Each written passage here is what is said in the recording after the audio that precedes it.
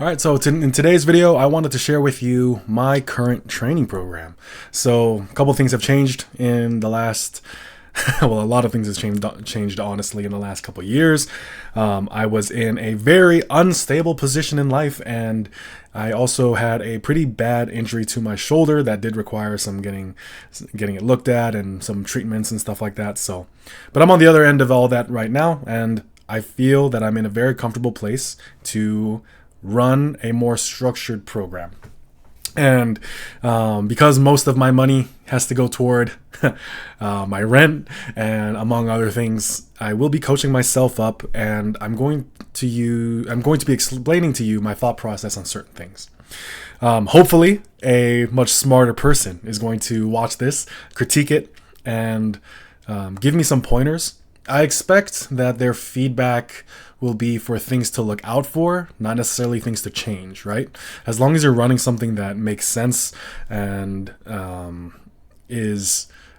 at least has a track record of working and seems to flow well within a program, I think it's going to be one of those things where, all right, you have some buy-in into the program that you've chosen. It is meshing well with your mindset. You are excited or at least motivated to work hard on it. And as a result, the things that I want you to be mindful of or look out for will be the things that they'll point out. So let's say maybe the tricep volume is not enough or something of that nature. And they're like, oh, just keep an eye out on your elbows. I kind of expect that to be the advice. But I mean, if I am about to shoot myself in the foot, I really hope anyone watching this, I'm open to criticism. I'm open to your guidance, and I'll take it into consideration as far as how I would improve this program upon subsequent reruns. So first and foremost, I am running a upper-lower again. There was a time where I was running a bit more of a bodybuilding split, and that was due to my shoulder injury. That shoulder injury really bothered me for a wide variety of reasons, not only because, it sucked to get your shoulder injured, but it actually came as a result of me making a couple bad decisions. One, because I was going through such a stressful time in my life, I decided to cut back on these, as far as like stress management goes, I decided to care so much less about my programming. I decided to just run something that made sense to me, as far as like just turn my brain off, go into the gym, work hard for 45 minutes to an hour at most, and get out and go home. Because at the time, my commute, I was commuting to work about an hour and a half every single day, in addition to working 8-9 hour shifts, having to meal prep, take care of the house, on all these other things. And there's a lot of other life stressors that were kind of happening. So I decided I'm just going to cut down on life stress. I'm going to do 5x5 and 2 sets of 10 on like 1 or 2 other exercises. So an example of that, I would do a 5x5 on bench, 2 sets of 10 on like a back exercise, and then 2 sets of 10 on a tricep or shoulder exercise, depending on the day. Just depends on what I feel needed to get worked on and something like that. But I was primarily putting my work on just that. And my diet, I was trying to be as controlled as possible, but I mean, it got pretty bad. I'm a stress eater, so I'll leave it at that. But I was able to get to doing I hit 315 for reps for the first time in a long time, just because for some reason there's a mental block when it comes to 315 where, I'll hit it pretty comfortably for a single, but then when it comes to rep work with 315, I'm still very iffy on, unfortunately, despite having hit it for the first time many years ago. So I think that's just a mental block that has been preventing me from hitting it for more reps that I'm going to be working on into the future. But because my shoulder, it's a lot better, but I would say that it's always kind of like on a teeter-totter as far as like it being like 90%, and then it can either go back or to 99%, or it can go back down to like 80%, and then just kind of like cascading or snowballing in either direction. But like I said, I was just cutting down on my life stress at the time.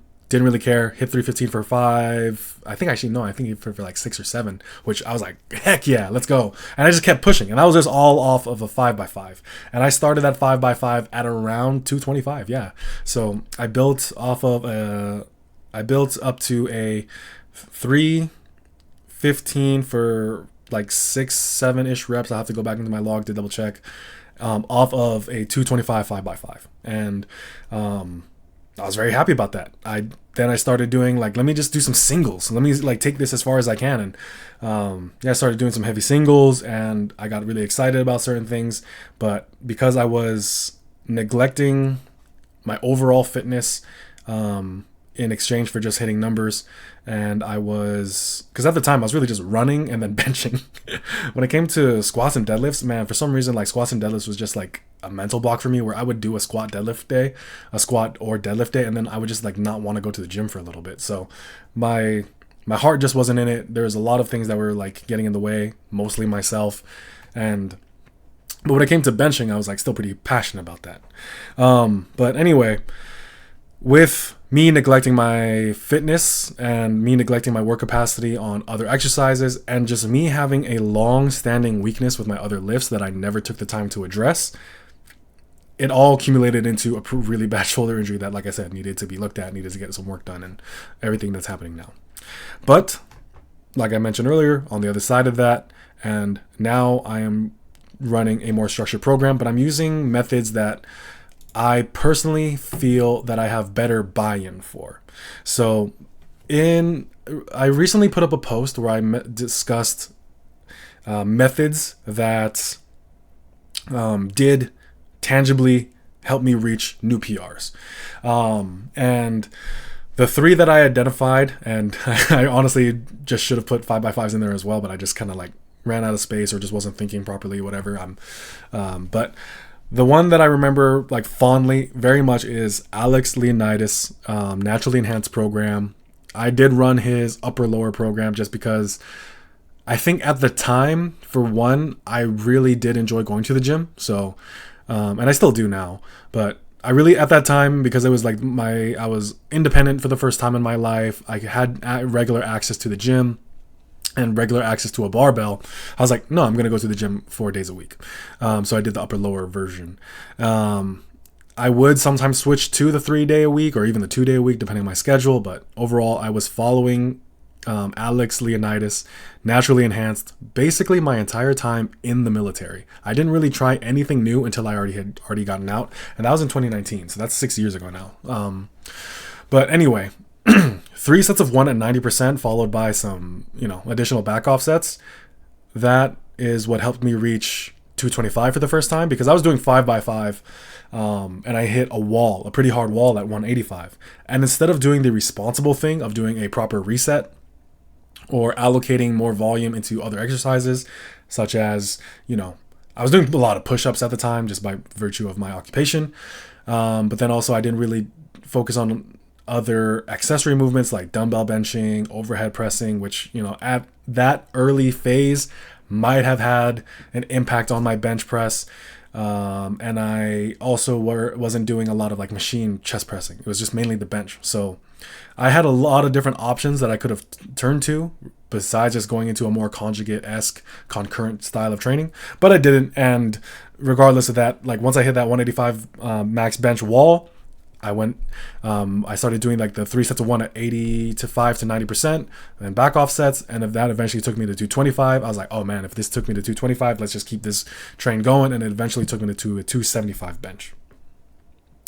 When I did get out of the military, the 2 styles of training that followed after are both essentially linear periodization. You start with higher volumes, and then you slowly over time move down to lower volume training. And the 2 variations that I ran through that with, one was with Faz Lifts, the other one was with Sam Sheether, both of which I think, and this is just my kind of diagnosis of the situation, there was a lot, like there's never a time where things aren't happening in the background of my life. But that being said, it's my fault for not managing it properly. Even if there are difficulties and even if there are personal things going on, I didn't handle them properly at all. My stress management was not in the best place it could have been. And as a result, my time working with both of these gentlemen, I think, was overall cut pretty short. There were like external circumstances that I let get to me too much, and that impacted that impacted like my time with them. That being said, I still got PRs as a result of working with both of them. So first, I actually worked with Faz Lifts. He was essentially the first coach that I actually worked with, and it was great. I regret not being able to work with him more. That's my fault. But even in that small amount of time that we worked together, I was able to hit PRs again. I was able to get, because when I came back from the military, because I got out due to injuries, my squat was atrocious. And I hit a pretty hard wall, but Faz lifts with his 853 method. We should check it out if you aren't aware with that already. You can also look at his ebook, The Tactician, where it uses that method. That was able to build my confidence back up into hitting more PRs. Time went on. I wouldn't. I was priced out essentially. Just kidding. Like, it was just, I just couldn't afford his coaching, and then also I think the time difference, I think wasn't the most conducive, at least in my opinion. He could have made it work, but it was just me. That's not a critique whatsoever. So then I began working with Sam, and very similar thing. And the two biggest things that I feel I learned from these two gentlemen. First, with Faz, a focus on progression. With a more concurrent approach, progression is a little bit more automatic. Everything really is, this is just a huge oversimplification, okay? But when you are doing a more concurrent style of training, it's mostly just heavy singles, maybe doubles or triples, and then double progression everywhere else. Not a bad thing. I don't think it's necessarily a bad idea where a lot of your strength gains just comes as a result of bodybuilding work. And even if you are biasing more toward lower volumes and higher intensities, but just letting your muscle mass drive strength gain, I don't think that is necessarily a bad idea. But when you are kind of approaching it through that lens or through that approach, you're not really giving yourself enough time or energy or effort to be technically locked in or to address other areas of weakness that I think when you do have a more linear approach, you're able to do. Because not only are you spending different amounts of time at different thresholds, meaning volume thresholds, you're also allowed to spend more time with exercises that you otherwise wouldn't do.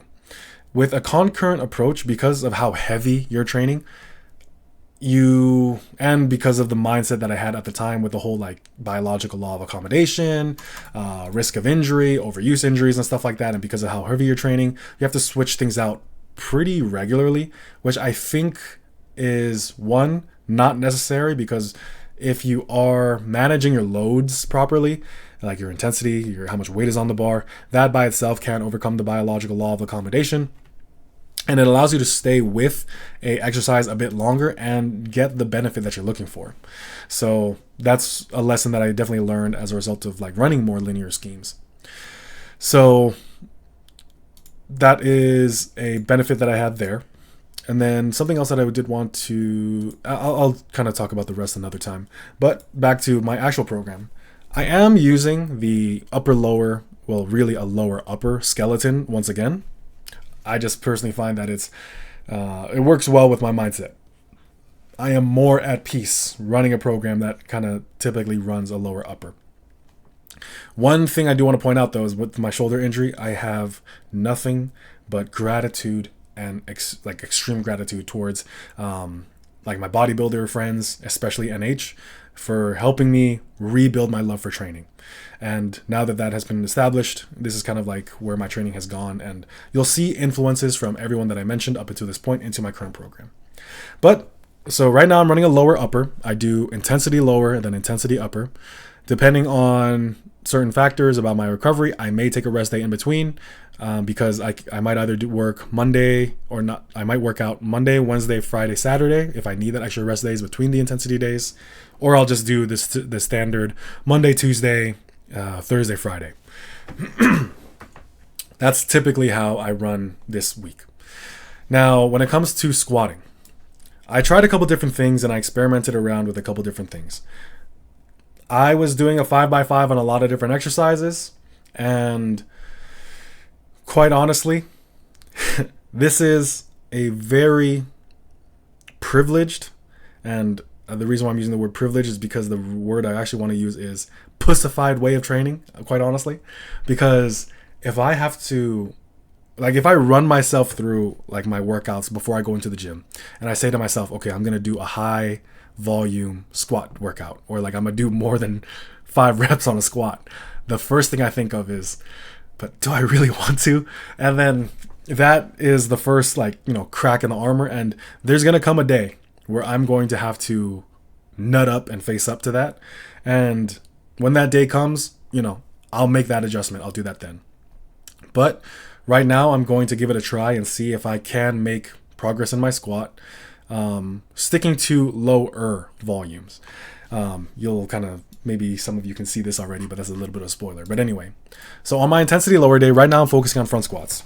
Reason why I'm focusing on front squats: one, I heard that there's a injury prevention mechanism associated with the front rack position, that it just kind of strengthens your upper back and your shoulders, and keeping that front rack mobility is overall a good thing for your spine and stuff of that nature. That's going to be the more practical side of things, but I would say that's more of a second order effect or second reasonings for it. The primary reason why I want to do the front squat, it looks cool. Quite honestly, I think if I can get to a point where my front squat is at a respectable level, it would just look cool, quite honestly. Most of my thought process and decision making is going to be along those lines. I am not overthinking my programming whatsoever.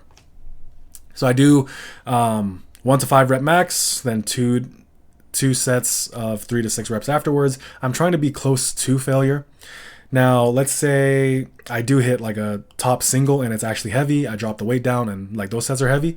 I'm like, okay, I'm not going to sit at this weight for too long. I might try it again for like maybe 1 more week or 2 more weeks, depending on how that second attempt at that weight goes. So, for example, I was doing 225 kind of as an over warm up. It felt like a heavy single to me, but then I was like, all right, let me just make sure that this is actually like a heavy single and I'm actually like at the RIR that I say that I am. Did it for a 5 rep max and I was like, okay, cool. So 225 is closer to a 5 rep max. I can still use that as an over warm up heavy single just to kind of stay technically locked in. But I did kind of like move my numbers and make adjustments about where my numbers are for when I'm trying to build up and trying to get stronger on this lift. And that's like the front squat, right? For the stiff leg deadlift, I do use like the Faz Lifts 853 method. The reason why I like using the 8-5 and 3 method right now is because I have seen the benefits of a linearly periodized approach, where you start with higher volumes and then you like accumulate volume in that time, and then you eventually go into a point where you are using slightly lower volumes, accumulating work in that threshold, and then like all of that just potentiates the next phase of you becoming stronger by the end, right? I think all of that makes a lot of sense to me because I've seen it work when I was working more so with Sam Sheether. That being said, sorry, something happened. I just heard a noise in my house. Like if I die,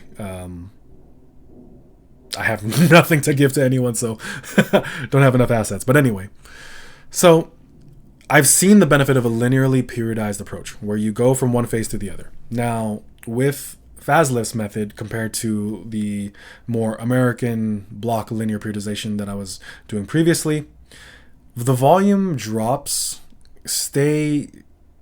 do exist, but they're kind of more contained in a way because you're staying with the same amount of reps. You're doing straight sets. So I do 3 sets of 8, add weight, 3 sets of 8, add weight. Eventually I get to a point where 3 sets of 8 doesn't happen. I might hit 8, 8, 6 or something. All right, cool. Next week it's 2 sets of 8. Keep adding weight until I can't do 2 sets of 8. Like he has a whole video on this process. That's a little bit different than the American block linear periodization that I was running, where you were starting at more so like 5 sets of 10, then 4 sets of 8, then 3 sets of 5 or something. Like very oversimplified version of that, where the volume drops are much more consistent in a way, where like they're more related to one another in essence, and the weeks kind of progress not necessarily based on performance. Like you know exactly how much volume you're hitting, how much intensity you're trying to hit, and you know that for the amount of time that you're allocating to that certain like threshold or whatever.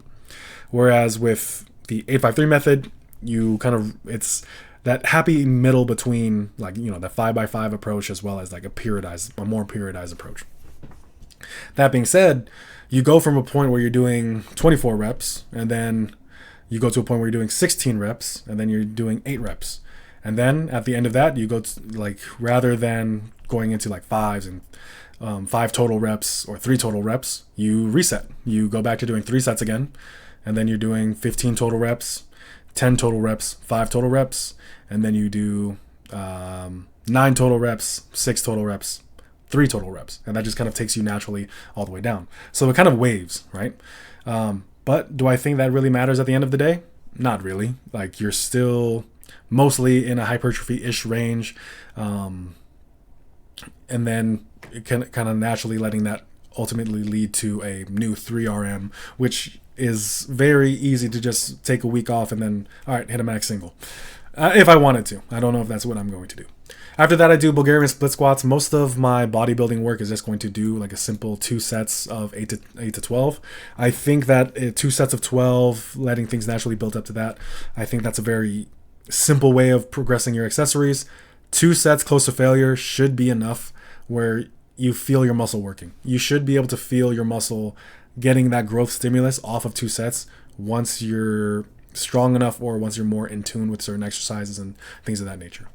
Chin-ups, I'm not going to lie, the reason why it fluctuates between 3 to 5 sets, it's purely because there are times where I go off diet and I mess up and, whatever. And that kind of like affects my chin-ups. So sometimes my first set, typically that one goes up even if like I'm like slightly heavier, like because you weigh in slightly differently each day. But I try to hit a certain number of reps, and if I need to do that in 5 sets, usually after that 5th set, my back is like pretty well stimulated, so I don't need to do more. So that's why I kind of cut it off at 5. But sometimes I can get like the amount of reps that I'm looking for in 3 sets, so then I just keep it at that. So it's just kind of dependent on that. So that's my lower day. So I have my primary leg exercises, my secondary leg exercise, my accessory leg exercise, followed by a vertical pull and some abs. Very Alex Leonidas-esque. My progression on it: top set, back off set, and then 8-5-3 linear periodization. Makes sense to me.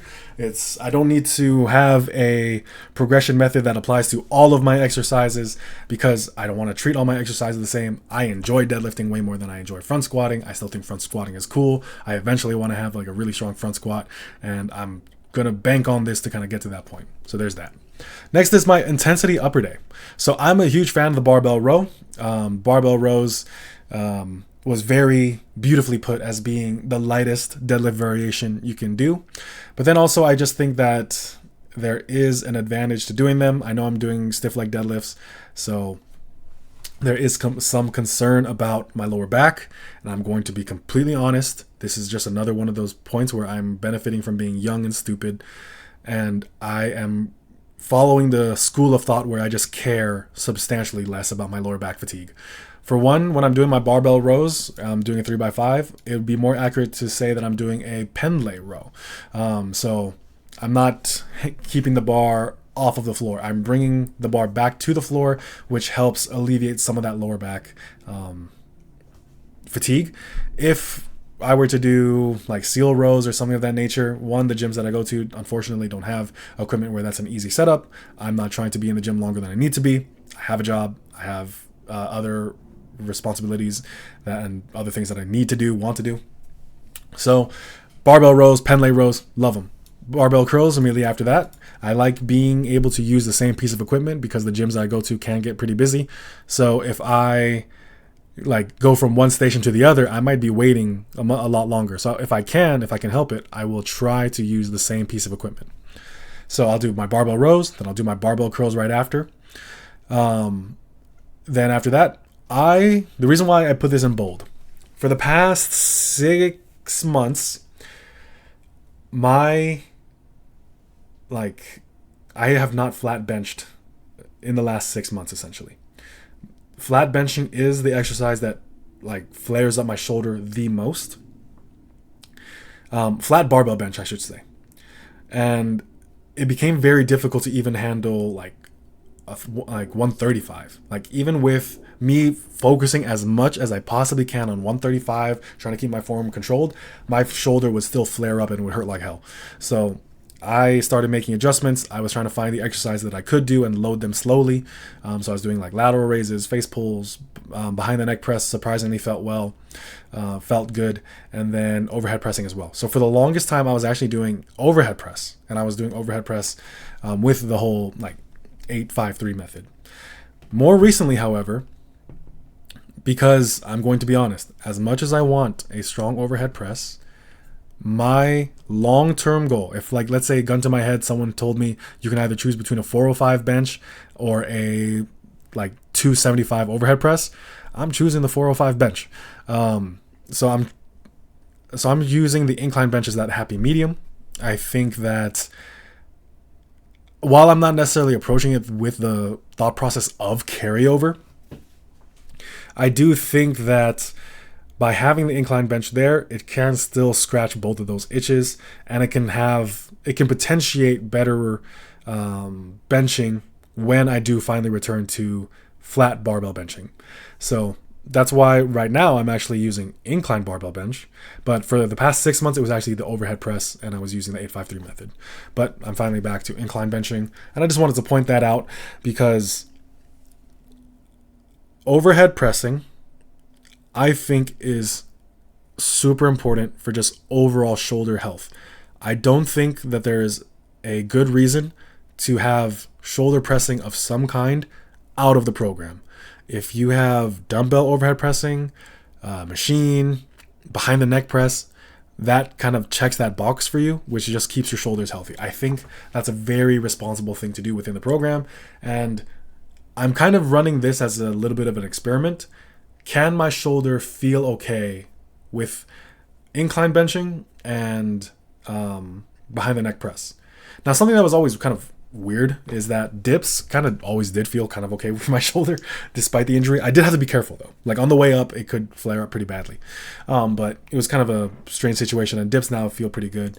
Reverse flies, I kind of like having that whole like antagonistic exercise in between. So this kind of breaks it, but that's just because, like I mentioned, I'm trying to keep the same piece of equipment as long as I can, so that way like I don't have to come back to it. So these are like pulling exercise, pushing exercise, pulling exercise, pushing exercise. I do typically end my day on dips just because this hits the chest, shoulders, and triceps pretty hard. If I needed more volume to like tricep extensions or lateral raises, it could definitely go after. But I'm finding that so far so good, and usually at that point I'm pretty wiped anyway, and I think I would just benefit from, getting my meals in and going to bed. So that's my intensity upper day. Following that, I have my volume lower day. So I did this yesterday. When it comes to 5x5, I still incorporate it. I don't use the AMRAPs that are sometimes associated with a 5x5. It's just a very strict 5x5, and here it's an honest 5x5. So for example, with the barbell row, I kind of treat it more like the Reg Park 5x5, which is really just 2 warm-up sets followed by a 3x5. So that's why I write it as a 3x5. It's 3 working sets. Here, like, I'll do my 2 warm-up sets, and then I'll do an actual 5x5, because I consider that a high volume approach. Here, because my front squat, I'm getting anywhere, let's say at most like 17 reps. Like let's say I do 5 RM and then 2 sets of 6. That's 17 reps. So this is just always going to be a higher amount of volume compared to the intensity day, since it's always going to be 25 reps. And then I do plat squats. I have found that the exercises that I really like for quad isolation, it depends on because I bounce around to a lot of gyms. That's one. And the piece of equipment that I typically like for this would be something like a Smith machine. But I'm going to be honest, I just love the barbell. And I think that with heel elevation, close stance, with squat shoes, so that's like 2 levels that's heel elevation squared essentially. And then lightening the weight and then doing like close stance squats.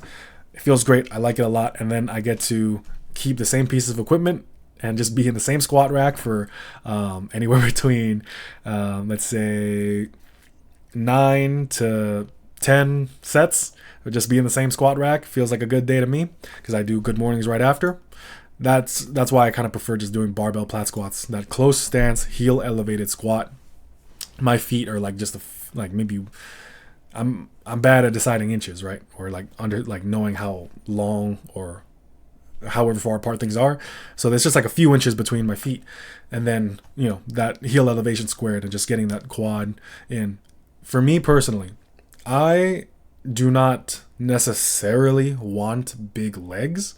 I know you need big legs for a big squat, big deadlift, and all that kind of stuff. I totally understand that. But when it comes into terms of like how I actually want my physique to look, which I know that this is kind of touching into power building territory.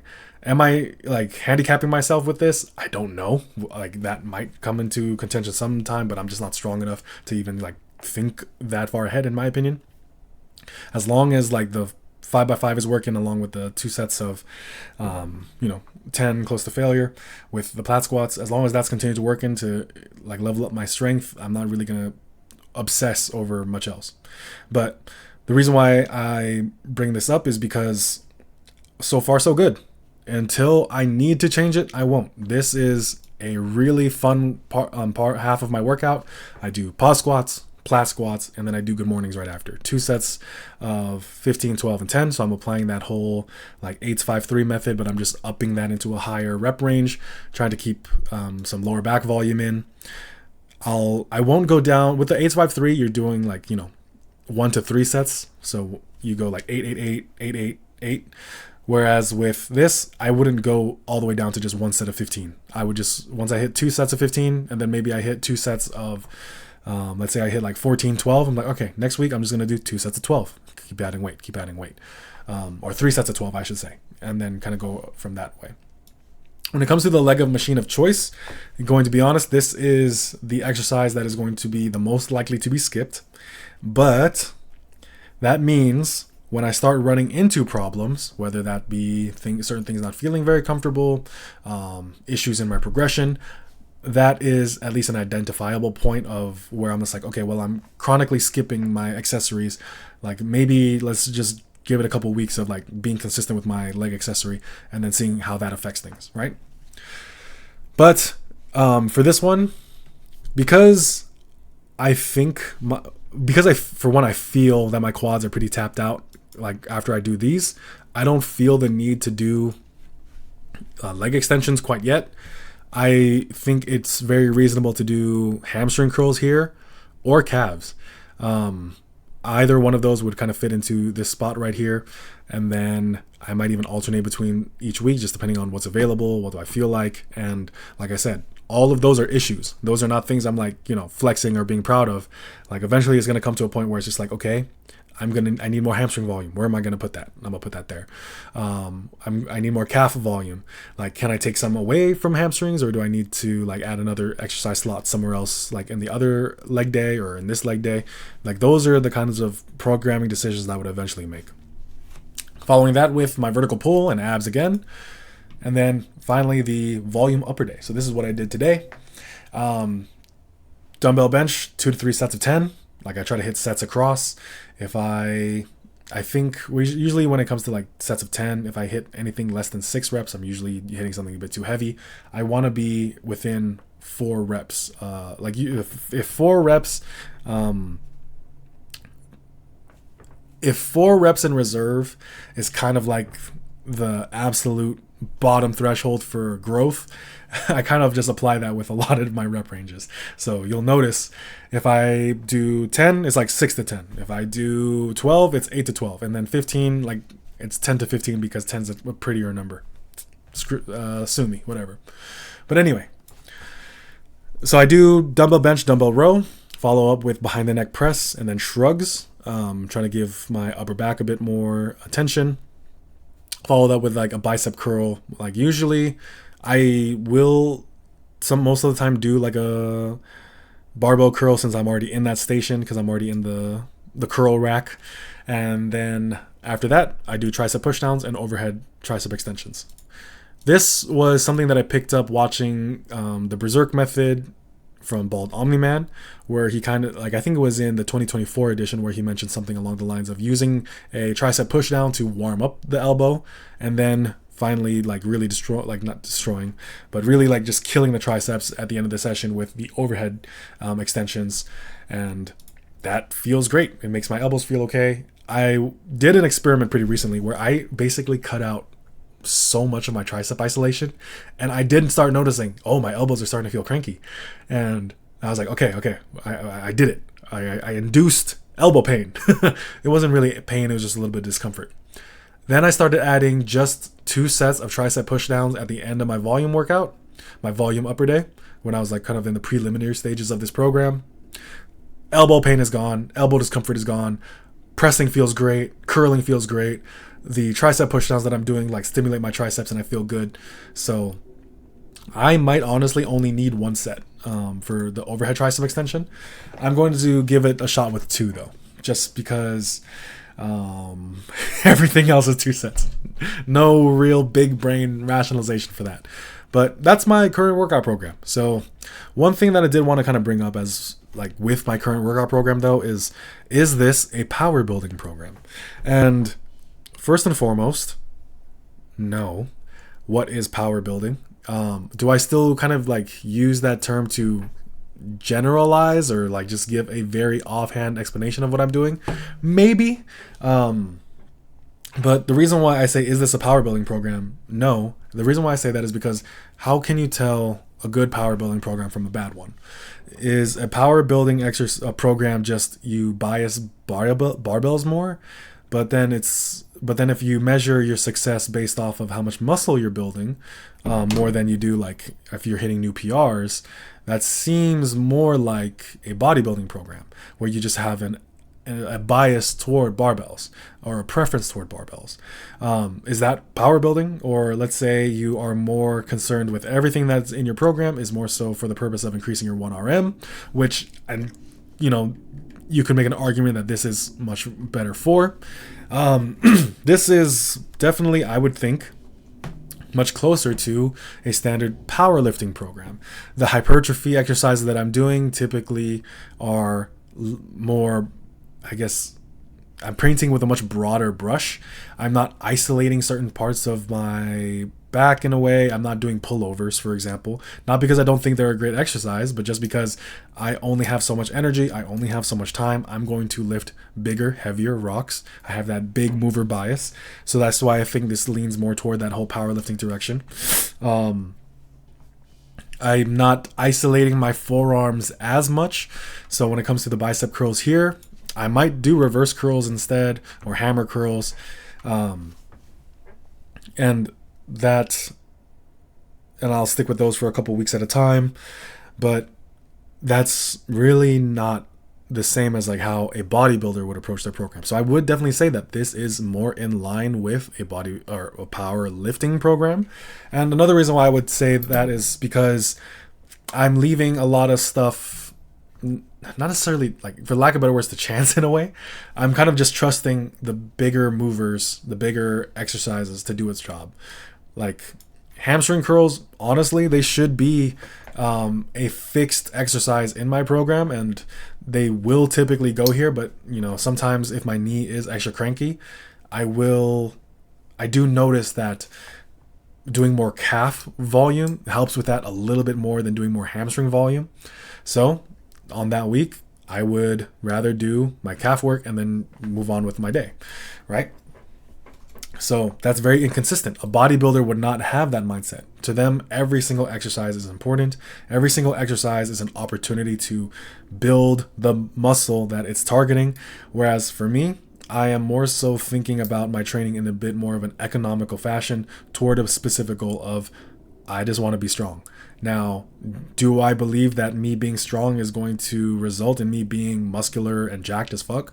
Yeah, I do.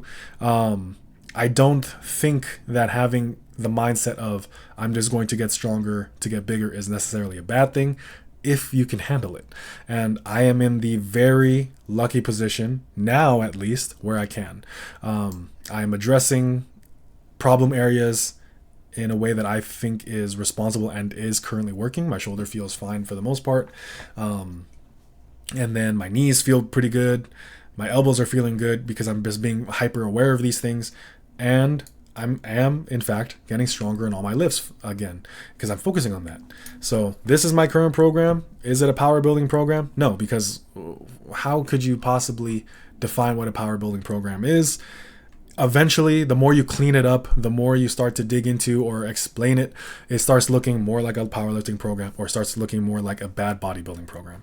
That's just me being completely honest. Do I still consider myself more of a power builder? Sure. It's just because I have that whole big mover bias, barbell bias, and things of that nature. But at the end of the day, I am planning on certain things. I actually was meant to do a powerlifting meet last December, but that's when a lot of my shoulder injuries were starting to show themselves. It was just going to be a like a bench and deadlift meet only. So I know I wasn't going to do a full power. I can explain that in in private because I don't want to explain that here. But this is my current program right now. Do I think that this is what you should do? No. What I would recommend is following not my program, but the thought process that eventually came to it.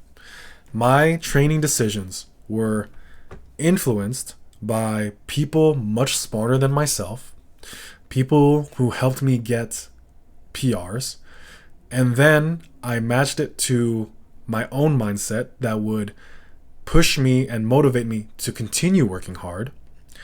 And then I structured my training in a way that made sure I generally felt good. So felt good and did good, right? So when it came to my exercise selection, I just did what I liked. Like if I tried doing deadlifts and then barbell rows the next day, give it a try. Maybe it works for you. Maybe it doesn't. If it doesn't work for you, make adjustments like I did. All right, I'm going to do stiff leg deadlifts. Stiff leg deadlifts feel so much better to me. I can do stiff leg deadlifts as a deadlift variation, and then when it doesn't really affect my technique on the actual deadlift because I'm not the most technical deadlifter. But run through your program and your programming decisions through that lens of what is at least a intelligent way to get stronger or accomplish your goal if it's getting bigger. Does it match with my mindset? Does it match with my psychology? Does it actually get the results that I want? And am I, for the most part, pain-free? If you are doing those things, I am more on the side that you have a good program. And this is what my program now looks like as a result of running through that process. This makes sense to me. Something that I do want to point out that I just got reminded of with the volume upper day. Back in the day, I would have never started any workout with a dumbbell exercise. Like I said, I had that big mover mindset. Your first exercise should be your heaviest barbell lift. That's what I thought. Thankfully, like I said, bodybuilder friends, NH, helped me get out of that mindset. And my upper day feels like a very stimulating day. I am getting more volume than I would otherwise. I think it's protecting my shoulder quite well. And it feels really good. I'm progressing my lifts in these higher rep ranges, and it feels absolutely freaking amazing. So I'm very excited for when the time comes that I need to make some adjustments. This will eventually turn into like maybe dumbbell incline bench, or maybe into my incline day when the flat barbell bench comes back. But that's when it needs to happen kind of thing. Overall, like I said, think about your program in terms of, first and foremost, where you are, where you're going, and then, of course, if it actually works. I am implementing things that have worked for me in the past and work for my psychology. Things that make me excited to get stronger. Because I think, because in every method that I discussed in this post, it was just a matter of me being excited as fuck. Like when I was doing the 3 sets of 1 Alex Leonidas naturally enhanced thing, I was excited as fuck to get stronger. Like something happened where like my mindset just wasn't there, and I needed like that assistance again to get that fire underneath me. Boom, Vaz lifts 853 method. I was excited. I got stronger again. I needed like more help and more guidance because I started becoming like more into my head about certain things, and like I just started to doubt my own experience. I started to doubt my own work ethic and everything of that nature. And Sam was able to help me out with that. Started doing like these more linear build-ups. boom, I was excited again. I was focused again. I had a method. And then now that I'm like on my own self-coaching, I'm trying to recreate that level of excitement in myself. And I'm just taking everything that worked for me. What worked for me was these 3 programs along with the 5x5s. And so I'm trying to put them in a way that makes sense and feels good on my body and that keeps me progressing. If at some point, or if because I was running like a beta test for maybe the past 2 months with like this kind of training. And if my numbers weren't going up, if my strength wasn't going up, if my elbows, knees, head, shoulders, knees, and toes weren't feeling good, like, yeah, I would have started making different adjustments. But after a result of like testing, like seeing what I get excited for, seeing what actually works, seeing what actually helps me get more weight on the bar, that's what led to this program. And I'm pretty happy with it right now. That being said, I'm a dingus. I'm a dumbass. I'm not as strong as I want to be. So if there's anything that anyone feels that I need to look out for with this program, I would deeply appreciate it in the comments. And I actually want to see your guys' programs. I know I used to do like program reviews and things of that nature. I don't know if I would ever do program reviews again, but I would be kind of interested in doing it as an idea. But I just think I would approach it a little bit differently than how I would before. I would approach it more so from the sense of I would just be asking questions. Rather than a program review, it would just be a little bit of a program assessment. I would ask questions about a certain program, like what is this going to accomplish? How is this feeling on certain things? And stuff like that. I don't know if that's good content or not, but I would like to see your guys' programs in the comment section below, because I would be happy to learn about what other people do to solve their problems, because I'm going to run into problems again into the future and I'm going to need that help. So thank you so much for watching. I hope you all have a great day and have a great weekend. Bye.